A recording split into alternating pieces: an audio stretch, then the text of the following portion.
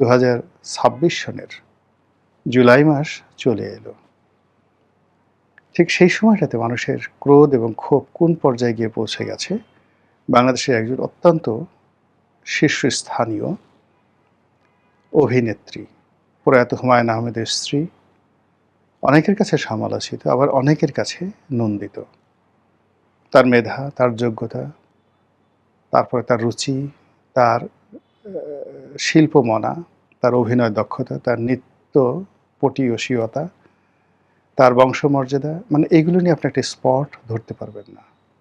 তার একটি অপরাধ, সেটি হলো সে বাবার বয়সী একজন মানুষের প্রেমে পড়েছে, তার সঙ্গে বিয়ে করেছে, তার ঘরণী হয়েছে। এছাড়া আপনি মেহের আফরোজ শাওনকে যদি তার বাবার পরিচয় মোহাম্মদ আলীকে ধরেন, তার মায়ের পরিচয় তহুরা আলীকে ধরেন, তার নিজের পরিচয় ধরেন, তার ছাত্রজীবন সব কিছু ধরেন, আপনি এই বাংলায় অহরহ তার পাশে দাঁড়ানোর মতো, এরকম দাঁড়ানোর মতো রমণী খুঁজে পাবেন না। একমাত্র সেই একজন দুজন তার যারা সহশিল্পী ছিলেন, আমার এই মুহূর্তে মনে আসছে না, বাট মেহের আফরোজ শাওন ইজ অনন্যা সব দিক থেকে। সেই মেহের আফরোজ শাওন জুলাইয়ের পরপরই সে একের পর এক বক্তব্য দিয়ে যাচ্ছে, এবং ইদানিং বক্তব্য দিতে দিতে দিতে দিতে সে ধৈর্য হারিয়ে ফেলেছে, এবং রিসেন্টলি সে এই জুলাই মাসে একদম প্রথম দিকে জুলাই CDI, আপনাদের সবাই জানেন এর অর্থ।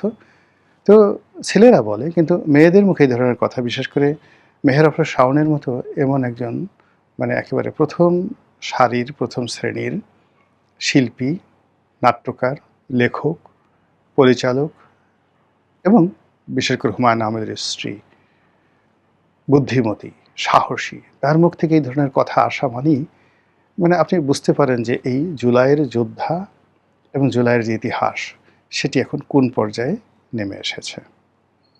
সারা বাংলাদেশ তোলপাড় চলছে শাওনকে নিয়ে, যে যার মতো গালাগালি করছে, কিন্তু গালাগালি করেন, আপনার ভালো লাগে শাওনকে গালাগালি করতে, আপনি করেন, কিন্তু তার সঙ্গে সঙ্গে শাওন কেন এই কথা বলল, বা শাওনের মতো অন্যান্য হাজার হাজার মানুষ, লাখ লাখ মানুষ এই কথাগুলো যারা বলছে, আপনি তাদেরকে তো টিকিটে পাচ্ছেন না। শাওন দৃশ্যমান, সে সেই কথাগুলো বলেছে তাই বলছেন, কিন্তু তার আগে এরকম ঘটনা তো হওয়ার কথা না। আমরা এত কিছুর পরেও ৭১ মহান মুক্তিযুদ্ধকে মাথায় করে রেখেছি। এমনকি যারা মুক্তিযুদ্ধের পরাজিত শক্তি, তারাও মুক্তিযুদ্ধকে মাথায় করে রাখতে চাচ্ছে, মাথার তাজ বানাতে চাচ্ছে, তারা মুক্তিযোদ্ধা হতে চাচ্ছে, মুক্তিযোদ্ধার ছেলে সন্তান নাতিপুতি হতে চাচ্ছে, মুক্তিযোদ্ধাদের শালক দুলাভাই হতে চাচ্ছে, শিশু মুক্তিযোদ্ধা হতে চাচ্ছে। কিন্তু এখন কয়জন মানুষ জুলাই যুদ্ধ হতে চাচ্ছে? কয়জন মানুষ এখন সমন্বয়ক হতে চাচ্ছে? কয়জন মানুষ সমন্বয়কের শ্যালক দুলাভাই বা জুলাই যোদ্ধার দুলাভাই, শ্যালক, পিতামাতা হতে চাচ্ছে? এই বিষয়গুলো যদি আপনি মূল্যায়ন করেন, তার সাথে সাথে 2024 সনের জুলাই মাসের সেই রক্তাক্ত দিনগুলি যদি আপনি স্মরণ করেন, বিশ্বাস করেন, আপনি হিসাব মিলাতে পারবেন না। মহান আল্লাহ আমাদের সবাইকে হিদায়াত দান করুন এবং হেফাজত করুন। আসসালামু আলাইকুম ওয়া রাহমাতুল্লাহি ওয়া বারাকাতুহু।